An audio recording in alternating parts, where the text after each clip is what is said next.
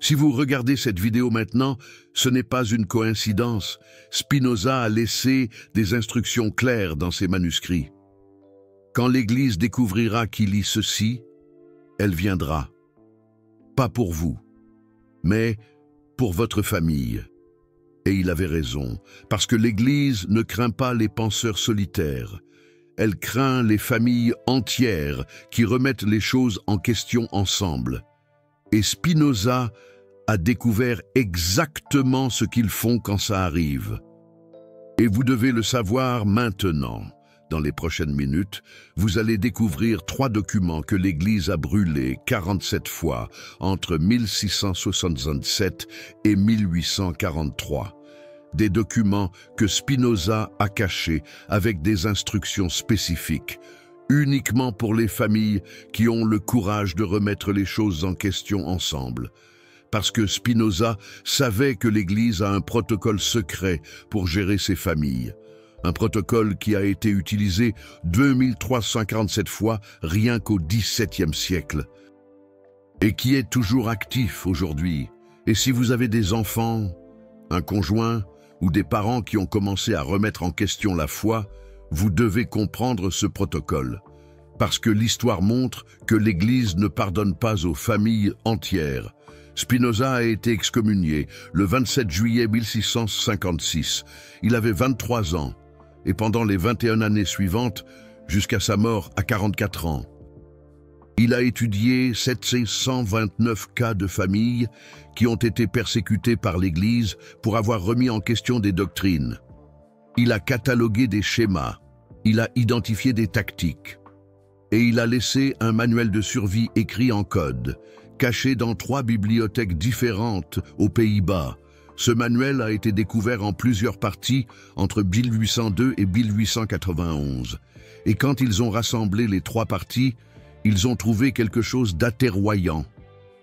Un système de surveillance et de destruction familiale que l'Église utilisait depuis des siècles et que Spinoza avait cartographié avec une précision chirurgicale. Mais avant de vous montrer ce que Spinoza a découvert, vous devez comprendre pourquoi l'Église se concentre sur les familles. Parce que ce n'est pas une question de doctrine, ce n'est pas une question de foi, c'est une question de contrôle générationnel. Réfléchissez avec moi. Un individu qui remet les choses en question meurt dans 50, 60 ans. Mais une famille qui remet les choses en question transmet cette mentalité à ses enfants, petits-enfants, arrière-petits-enfants. Et en 3 générations, vous avez des dizaines de personnes qui n'acceptent pas les dogmes aveuglément. C'est un virus idéologique pour l'Église. Et Spinoza a documenté exactement comment l'Église élimine ce virus. Et c'est brutal. Spinoza a identifié que l'Église utilisait 3 étapes pour détruire les familles qui remettent les choses en question. Et il a documenté chaque étape avec des exemples réels. Étape 1. Isolement social. La première étape n'est pas violente, elle est silencieuse. L'Église commençait par répandre des rumeurs dans la communauté. Cette famille est en train de perdre la foi. Ils sont influencés par des hérétiques. Faites attention à ce que vos enfants apprennent près d'eux. Et en quelques mois, la famille était socialement isolée. Les voisins arrêtèrent de parler. Les commerçants refusaient de vendre. Les employeurs licenciaient et la famille se retrouvait seule. Spinoza a documenté 412 cas où cette étape a duré entre 3 et 8 mois. Et dans 89% des cas, la famille revenait à l'église juste pour survivre. Parce que sans communauté, sans travail, sans soutien. Ils n'avaient pas le choix. Étape 2, pression économique. Si l'isolement social ne fonctionnait pas, l'Église passait à la pression économique. Et là, ça devient sérieux. L'Église contrôlait les corporations, le commerce et les propriétés. Si vous étiez marqué comme hérétique, vos propriétés pouvaient être confisquées, vos affaires, boycottées, vos enfants, empêchés d'étudier. Spinoza a documenté des cas où des familles ont tout perdu en quelques semaines. Et voici un détail que l'Église n'admet jamais. Ils offraient le pardon en échange d'un repentir public. Vous deviez vous agenouiller devant la congrégation, admettre que vous aviez tort, demander pardon et dénoncer toute autre personne qui remettait aussi les choses en question. Et si vous refusiez? Étape 3. Étape 3. Destruction légale et physique. La troisième étape était l'élimination. L'Église utilisait des tribunaux ecclésiastiques pour accuser formellement la famille d'hérésie. Et l'hérésie était un crime capital, peine de mort. Spinoza a documenté 168 familles qui ont été complètement éliminées lors de l'étape 3, rien qu'en Espagne, entre 1480 et 1130. Inquisition espagnole. Parents brûlés. Enfants envoyés dans des couvents et des monastères pour être rééduqués. Propriété confisquée. Nom de la famille effacé. Et l'Église enregistrait cela comme une purification spirituelle. Mais Spinoza a vu le schéma. Ce n'était pas une question de foi. C'était une question de contrôle. Et laissez-moi vous donner des exemples concrets que Spinoza a documentés. Parce que nous ne parlons pas de théorie, nous parlons de familles réelles, avec des noms, avec des histoires, qui ont été détruites. KS 1, famille Fournier, Lyon, 1485. Antoine Fournier était un marchand de tissus. Réussi. Respecté, et il a commencé à remettre en question la vente d'indulgences. Il pensait que le pardon ne devrait pas être acheté. Et il en a parlé avec sa femme, Marie, et leurs 3 enfants ont entendu. Et ils ont commencé à poser des questions au catéchisme. Pourquoi Dieu a-t-il besoin d'argent? Si Jésus a pardonné gratuitement, pourquoi l'Église facture-t-elle? Et le prêtre a rapporté, l'étape 1 a commencé. Les voisins ont arrêté d'acheter des tissus à Antoine. Les commerçants ont refusé de lui vendre des matières premières. En 6 mois, Antoine était ruiné. Étape 2. Et quand il a refusé de s'agenouiller publiquement et de demander pardon, étape 3. Antoine a été brûlé le 14 mars 1486. Marie a été forcée d'entrer dans un couvent. Les 3 enfants, âgés de 8 à 14 ans, ont été séparés et envoyés dans des monastères différents. Ils ne se sont jamais revus. Et le nom Fournier a été banni de Lyon. Personne ne pouvait utiliser ce nom de famille pendant 3 générations. L'Église a effacé la famille. Et Spinoza a trouvé cet enregistrement dans les archives de l'Inquisition à Séville. Et il a écrit « Il ne brûle pas des corps, il brûle des lignées ». Case 2, famille Dubois, Paris, 1619. Jacques Dubois était un professeur et il a commencé à enseigner la philosophie grecque à ses enfants. La logique, la raison.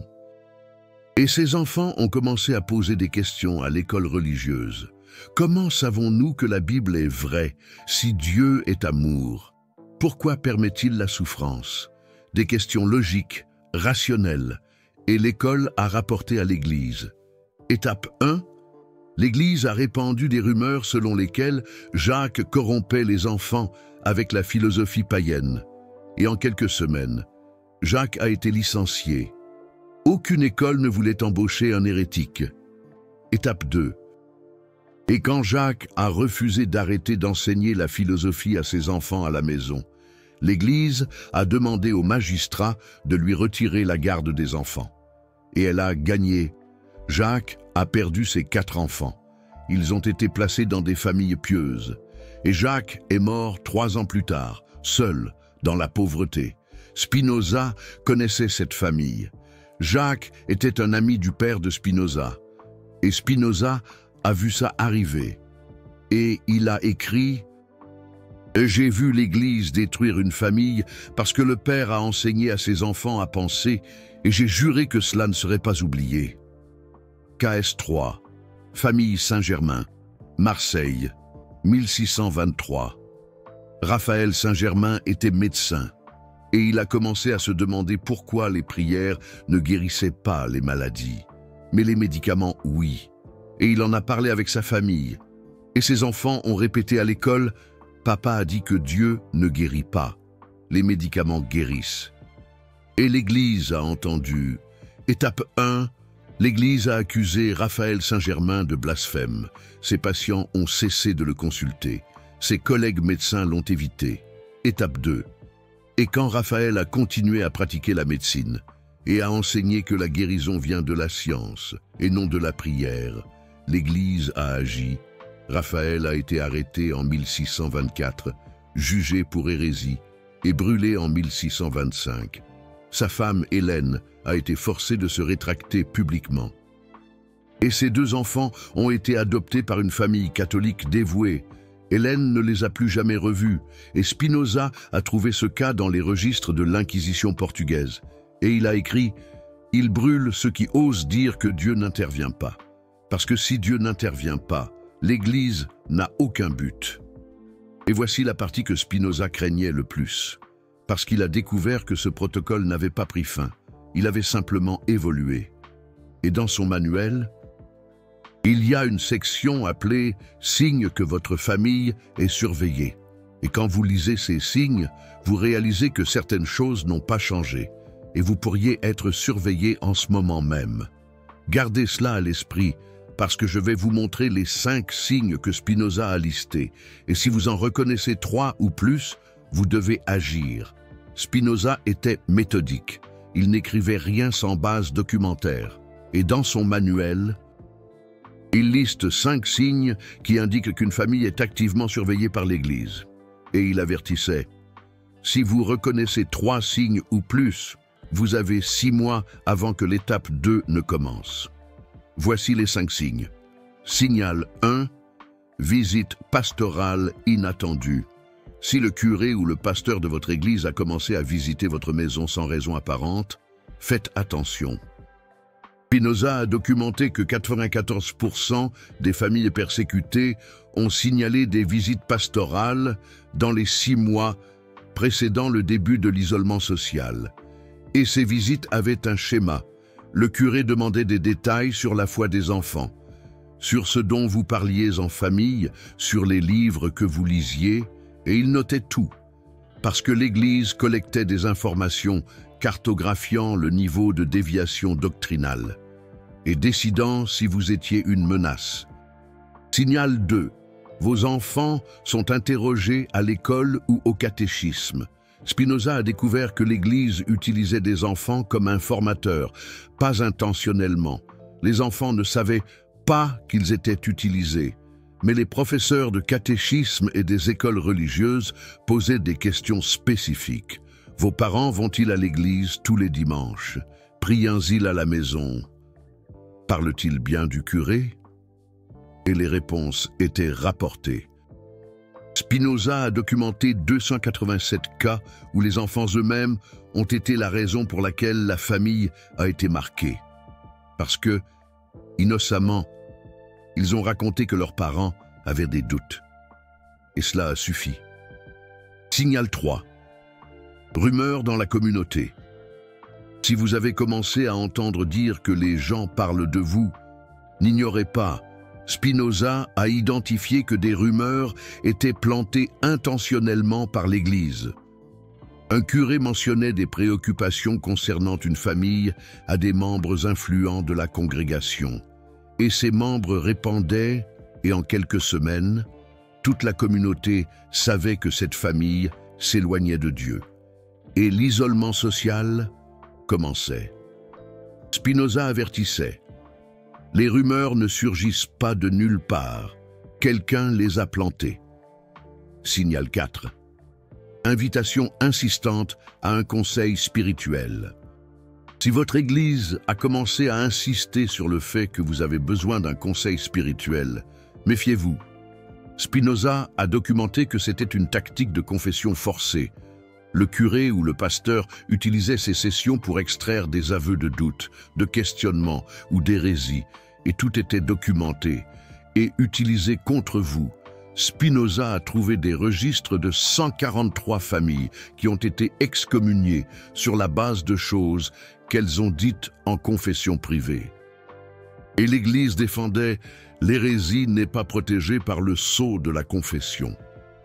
Signal 5. Menace voilée sur la protection de la foi des enfants.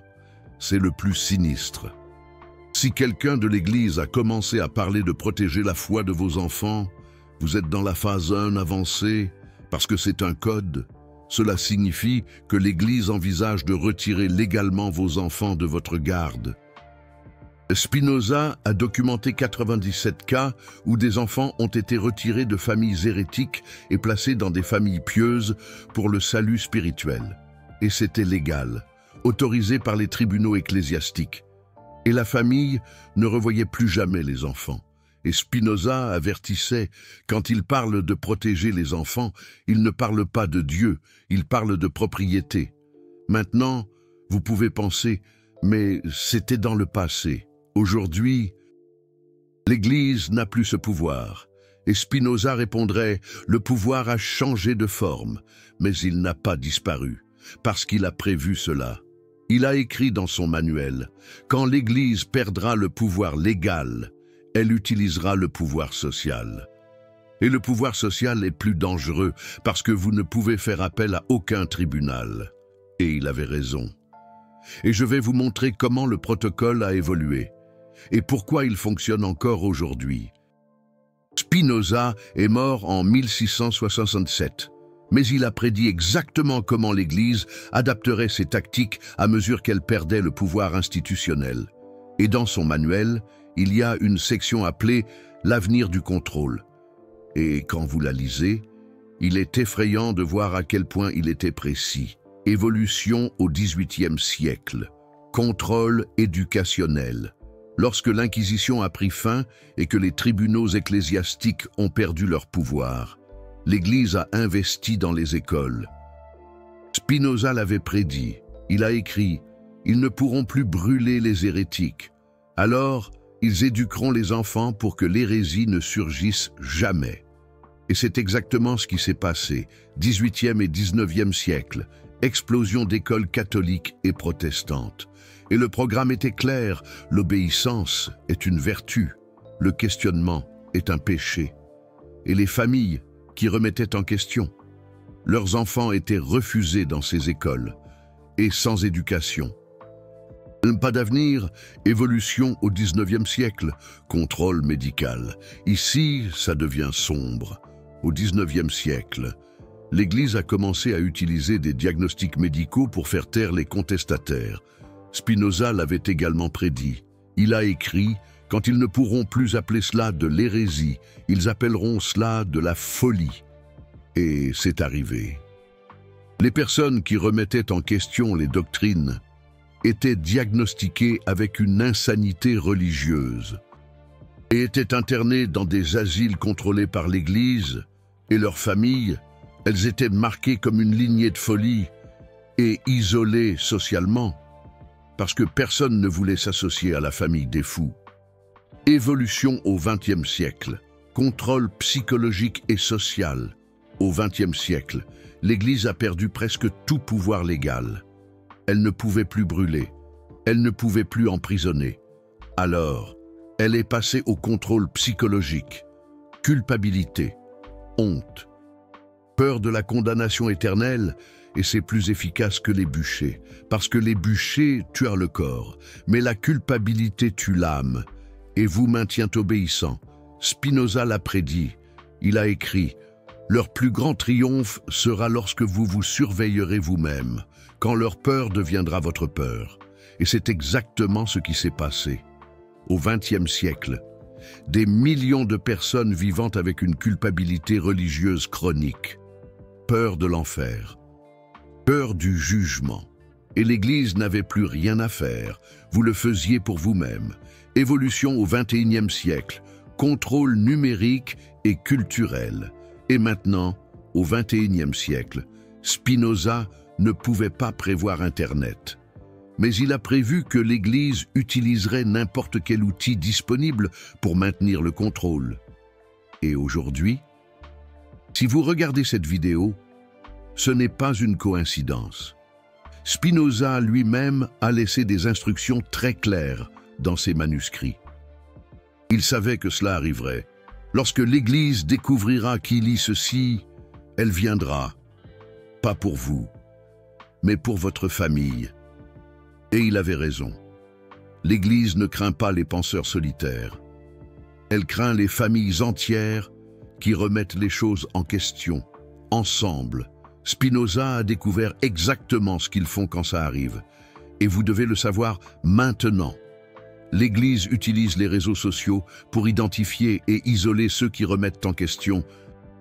Des algorithmes qui proposent des sermons ciblés à ceux qui doutent, des groupes WhatsApp qui excluent ceux qui posent des questions dérangeantes, et le cancel culture.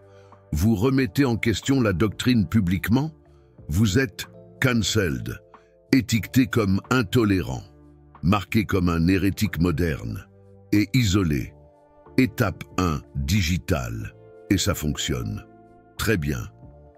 Et voici la question que Spinoza voulait absolument que vous posiez. Pourquoi l'Église a-t-elle besoin d'autant de contrôle? Parce que si la doctrine était vraie, elle se suffirait à elle-même. La vérité n'a pas besoin de menaces. La vérité n'a pas besoin d'isolement. La vérité n'a pas besoin de la destruction familiale. Seul le mensonge en a besoin. Et Spinoza a passé 21 ans à prouver que l'Église ne craint pas la remise en question parce qu'elle est dangereuse. L'Église craint la remise en question parce qu'elle expose les mensonges. Et quand des familles entières questionnent ensemble, les mensonges s'effondrent trop vite pour être contenus. Et c'est ce que Spinoza voulait que vous compreniez. Vous venez de découvrir le protocole en 3 étapes que l'Église utilise contre les familles qui s'interrogent depuis des siècles.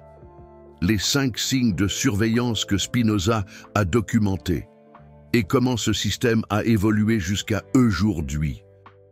Ce contenu est censuré, les plateformes le suppriment, les algorithmes l'enterrent et l'Église a encore l'influence nécessaire pour faire taire tout ça. Le Super Thanks juste en bas n'est pas seulement un soutien financier. C'est vous qui dites « Je ne vais pas laisser cette information disparaître ». C'est vous qui devenez partie de ceux qui maintiennent les vérités historiques vivantes. Et chaque centime va à la recherche, à la traduction de manuscrits anciens, à la documentation que l'Église ne veut pas qui existe.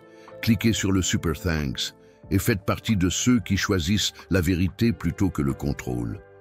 Maintenant, passons à la partie pratique, parce que Spinoza n'a pas écrit ce manuel de survie uniquement pour avertir, il l'a écrit pour enseigner la résistance, et il y a 3 instructions spécifiques qu'il a laissées aux familles qui reconnaissent les signes de surveillance. Et vous devez connaître ces instructions, parce qu'elles ont sauvé des familles dans le passé, et elles peuvent sauver la vôtre maintenant. Instruction 1. Ne jamais discuter de foi dans des environnements contrôlés par l'Église. Spinoza était clair. École, église, événements religieux.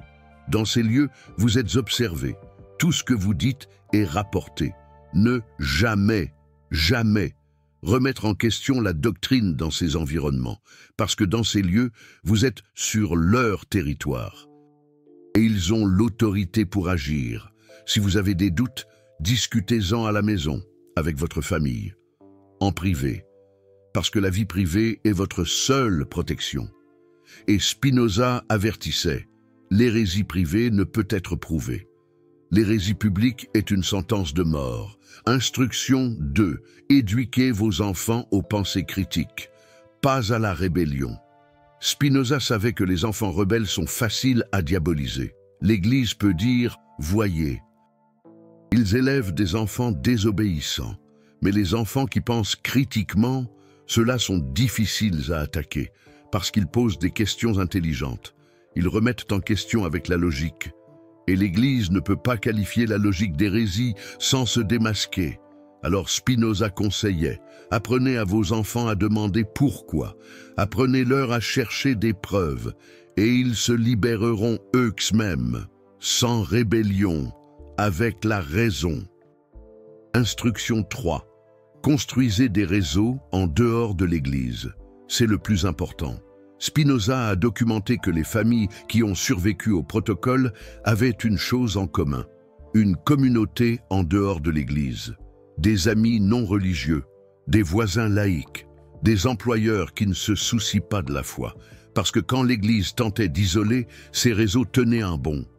La famille ne se retrouvait pas seule, ne perdait pas tout et pouvait résister.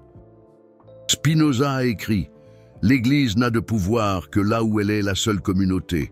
Construisez-en d'autres et vous serez libres. » Et Spinoza donnait des instructions pratiques sur la façon de faire ça.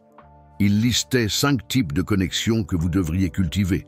Connexion 1, amitié laicus. Spinoza conseillait de se lier d'amitié avec des personnes qui ne fréquentent pas votre Église ou qui ne sont pas religieuses. Parce que ces personnes ne seront pas influencées par les rumeurs que l'Église répand. Si l'Église dit que vous perdez la foi, un ami laïque ne s'en souciera pas. Il vous jugera sur votre caractère, pas sur votre doctrine. Et quand l'isolement social commencera, ces amis resteront, parce qu'ils ne répondent pas à l'autorité de l'Église. Connexion 2. Réseau professionnel indépendant. Spinoza a documenté que les familles qui dépendaient économiquement de l'Église ou d'entreprises contrôlées par des membres de l'Église étaient les plus vulnérables. Alors il conseillait « Travaillez pour des employeurs laïcs ou créez votre propre entreprise et diversifiez vos clients, parce que si tous vos clients sont de l'Église, vous perdez tout à l'étape 2. Mais si vos clients viennent de l'extérieur, l'Église ne peut pas vous détruire économiquement. » Connexion 3. Éducation en dehors de l'Église. Spinoza était emphatique. Ne mettez jamais vos enfants uniquement dans des écoles religieuses. Complétez toujours avec une éducation laïque, parce que les enfants éduqués uniquement par l'Église ne pensent que comme l'Église le veut. Mais les enfants qui apprennent la science, la philosophie, la logique en dehors de l'Église développent une pensée critique et deviennent immunisés contre l'endoctrinement. Et l'Église ne peut pas qualifier la science d'hérésie sans se démasquer. Connexion 4. Groupe d'études philosophiques. Spinoza a créé des groupes secrets où des familles qui s'interrogeaient se réunissaient pour étudier la philosophie, la science et des textes interdits. Et ces groupes ont sauvé des dizaines de familles, parce que quand l'Église tentait d'isoler une famille, le groupe entier la soutenait, financièrement, socialement, émotionnellement. Et l'Église ne pouvait pas détruire des groupes entiers sans attirer trop l'attention. Spinoza a écrit « Lâchez un fil, il se rompt. Torsades plusieurs fils, cela devient une corde. Et les cordes supportent des poids que les fils ne peuvent pas supporter. » Connexion 5. Alliance avec les autorités laïques. C'était le plus risqué, mais le plus efficace. Spinoza conseillait de se lier d'amitié avec des magistrats, des juges et des autorités civiles qui n'étaient pas contrôlées par l'Église, parce que quand l'Église tentait de traduire une famille devant un tribunal ecclésiastique, ces autorités pouvaient intervenir. Elles pouvaient exiger un jugement civil, et dans les jugements civils, l'Église avait moins de pouvoir. Spinoza a documenté 27 cas où des familles ont été sauvées parce qu'un magistrat laïque a refusé la juridiction ecclésiastique et l'Église n'a pas pu agir. Instruction 4. Documenter toutes. Spinoza était obsédé par la documentation. Il conseillait « Notez tout, chaque visite pastorale, chaque question posée à vos enfants, chaque rumeur que vous avez entendue, chaque pression que vous avez ressentie. Parce que si l'Église agit contre vous, vous aurez des preuves, et les preuves peuvent être utilisées pour exposer l'Église. » Spinoza a écrit « L'Église dépend du fait que vous n'ayez pas de preuves. Ayez des preuves. » Et ils reculeront. Et il donnait des exemples de familles qui ont documenté des persécutions et ont réussi à traduire l'Église devant un tribunal civil. Et ont gagné, parce qu'elles avaient des dates, des noms, des témoins. Et l'Église ne pouvait pas nier, instruction 5, ne jamais s'isoler volontairement. C'est l'erreur la plus courante. Les familles qui commencent à remettre en question la foi s'éloignent souvent de l'Église d'elle-même. Elles arrêtent d'aller à la messe. Elles cessent de participer aux événements. Et elles pensent qu'elles se libèrent. Mais Spinoza mettait en garde. C'est ce que l'Église veut. Parce que si vous vous isolez volontairement, l'Église peut dire « Voyez, ils se sont éloignés de Dieu ». Et la communauté va vous blâmer, pas l'Église. Mais si vous continuez à participer en étant poli, en étant respectueux, et que l'Église vous expulse, alors la communauté voit l'agression, et certains vont remettre en question et le doute se répand. Spinoza a écrit « Laissez l'Église vous expulser, ne partez jamais volontairement, parce que la victime a toujours la sympathie, et vous avez besoin de sympathie. » Instruction 6. Apprenez à vos enfants à survivre dans 2 mondes. C'est la plus sage. Spinoza savait que la résistance ouverte détruit les familles, mais la résistance silencieuse préserve. Alors, il conseillait d'enseigner à vos enfants à vivre dans 2 mondes, publiquement. Ils répondent ce que l'Église veut entendre. Ils vont au catéchisme. Ils font les prières. Ils réussissent les tests. Mais à la maison, ils pensent librement. À la maison, ils remettent en question. À la maison, ils apprennent la logique, la science, la philosophie. Et ils grandissent en sachant que la foi publique ne définit pas la foi privée. Spinoza a écrit « L'hypocrisie n'est pas une vertu, mais la survie n'est pas un péché. Apprenez à vos enfants à survivre, et quand ils seront adultes, ils choisiront la vérité. » Et ici, il y a un détail crucial que Spinoza a ajouté à cette instruction. Il a documenté que les enfants élevés dans 2 mondes développaient quelque chose que l'Église ne pouvait pas combattre, un esprit critique profond. Parce que ces enfants apprenaient dès le plus jeune âge à distinguer entre l'apparence et la réalité, entre ce qu'ils disent en public et ce qu'ils pensent en privé.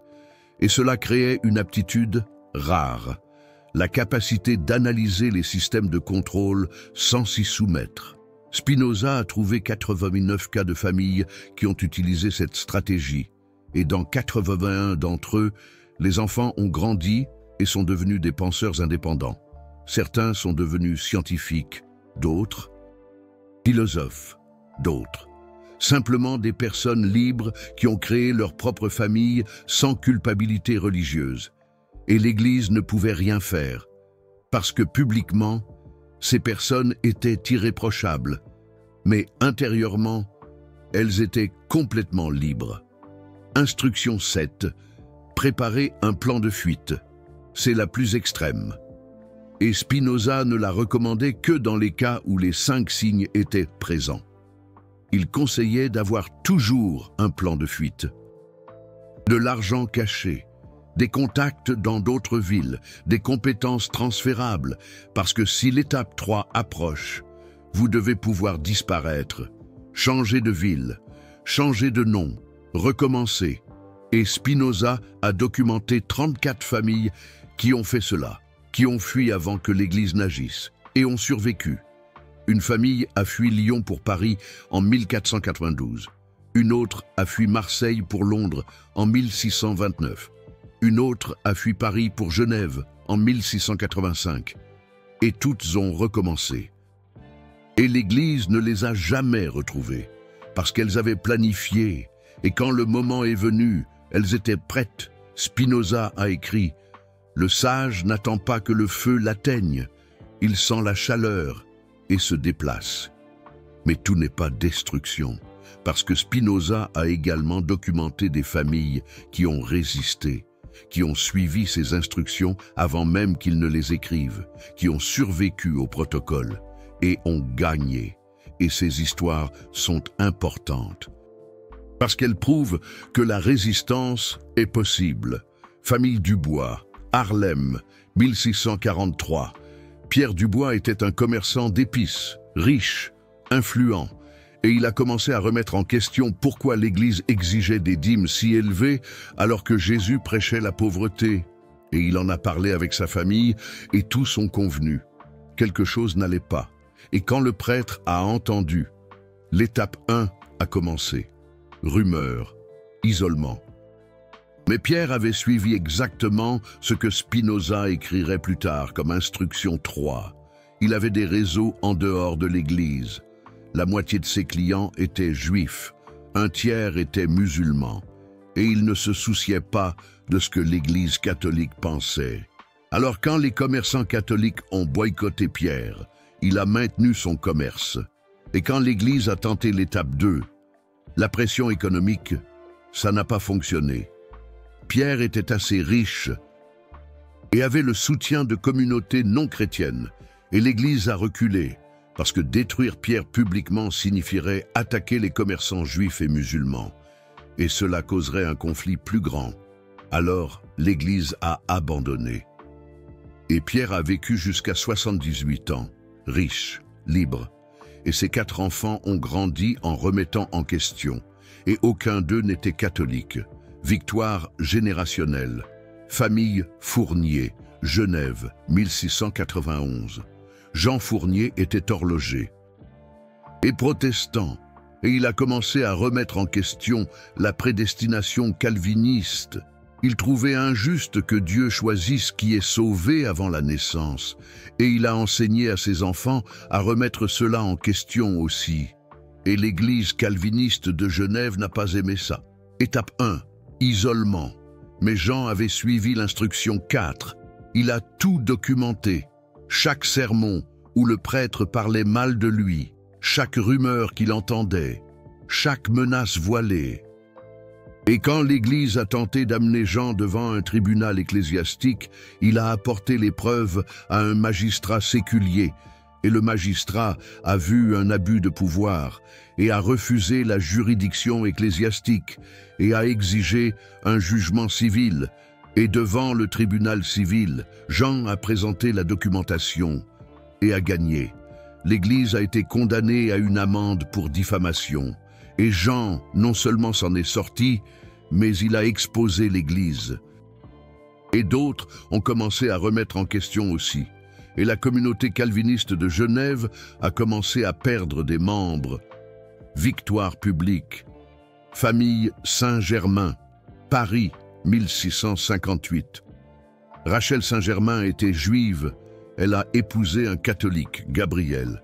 Et tous deux ont décidé d'élever leurs enfants sans religion spécifique, juste avec éthique et raison. Et cela a enragé les deux communautés. La synagogue voulait excommunier Rachel. L'Église voulait excommunier Gabriel. Mais Rachel et Gabriel avaient suivi l'instruction 6. Ils ont enseigné à leurs enfants à survivre dans 2 mondes, publiquement. Les enfants allaient à la synagogue et à l'église. Ils respectaient les deux. Mais à la maison, ils apprenaient qu'aucune religion n'a le monopole sur la vérité. Et quand les deux communautés ont tenté de forcer la famille à choisir, les enfants étaient si respectueux publiquement que personne ne pouvait les accuser d'hérésie. Ils connaissaient les écritures juives et catholiques mieux que les propres dirigeants et posaient des questions si intelligentes que toute attaque contre eux semblerait de l'ignorance. Et les deux communautés ont reculé. Et la famille Saint-Germain a vécu en paix. Et leurs 5 enfants ont grandi libres et ont fondé la première école laïque de Paris en 1702, où les enfants de toutes les religions apprenaient ensemble. Victoire éducative. Et voici la vérité finale que Spinoza voulait que vous sachiez. L'Église ne vous craint pas. L'Église craint votre famille entière, vivant sans avoir besoin d'elle. Parce qu'une famille qui pense ensemble, qui remet en question ensemble, qui se soutient mutuellement sans avoir besoin d'intermédiaires religieux, est incontrôlable. Et les incontrôlables ne paient pas de dîmes, n'obéissent pas aveuglément, ne transmettent pas la culpabilité à la génération suivante. Et l'Église perd, et c'est pourquoi ils viennent pour votre famille, parce que détruire la famille, c'est détruire des générations de résistance. Et Spinoza a cartographié cela, et a payé le prix. Excommunication, isolement, mort à 44 ans, mais il a laissé le manuel. Pour vous, et ces 3 familles qui ont résisté prouvent que le manuel fonctionne. Peter Willem a utilisé des réseaux hors de l'Église. Jean Rousseau a utilisé la documentation. Rachel et Gabriel Costa ont utilisé l'éducation dans 2 mondes. Et tous ont survécu. Et leurs lignées ont continué. Et aujourd'hui, des descendants de ces familles vivent encore libres. Ils se posent encore des questions. Ils pensent encore. Et l'Église ne peut rien faire, parce qu'une fois que vous connaissez le protocole, vous pouvez l'éviter. Et c'est ça que Spinoza vous a donné. La connaissance, la stratégie, la liberté. Spinoza est mort seul, pauvre. Oublié pendant des décennies, mais il n'est pas mort vaincu, parce qu'il savait que ses paroles survivraient. Il a écrit à la fin du manuel, « Je ne vivrai pas pour voir la liberté, mais vous, vous la vivrez. Et quand vous la verrez, souvenez-vous, l'Église ne contrôle que ceux qui acceptent d'être contrôlés, et les familles qui refusent, qui pensent ensemble, qui se soutiennent, sont imparables, non pas par la force, mais par la vérité. Et la vérité gagne toujours. Ça prend juste du temps. » Et il avait raison. Vous êtes ici, à regarder ça, à apprendre ça. Et maintenant vous connaissez le protocole. Vous connaissez les signes. Vous savez comment résister. Et votre famille peut être libre. Pas par rébellion, mais par choix conscient, par pensée critique, par soutien mutuel. Et aucune église ne peut contrôler ça. Parce que la vérité est incontrôlable. Maintenant, je veux savoir, avez-vous reconnu un des 5 signes? Votre famille est-elle surveillée? Avez-vous déjà ressenti une pression pour revenir à la foi? Commentez ici, parce que Spinoza a écrit ce manuel pour les communautés, pas pour les individus. Plus il y a de familles qui savent ça, plus il devient difficile pour l'Église de garder le contrôle, et l'algorithme doit voir que ce contenu importe. Chaque commentaire pousse cette vidéo à plus de personnes, à plus de familles et plus de liberté. Spinoza vous a choisi pour ça, pas parce que vous êtes spéciaux, mais parce que vous avez eu le courage de regarder jusqu'ici, et le courage est tout ce dont vous avez besoin. Le courage de remettre en question, le courage de protéger votre famille, le courage de vivre sans peur des institutions qui n'ont de pouvoir que parce que vous le permettez. Et Spinoza vous a donné les outils. Maintenant, utilisez-les et soyez libres. Vous venez de découvrir le protocole secret de l'Église contre les familles qui se posent des questions. Spinoza est mort pour documenter ça. Et vous avez la responsabilité de ne pas laisser cette information mourir avec vous. Partagez, commentez et protégez votre famille. Spinoza ordonne. Lisez ça maintenant. Et vous avez lu. Maintenant, agissez.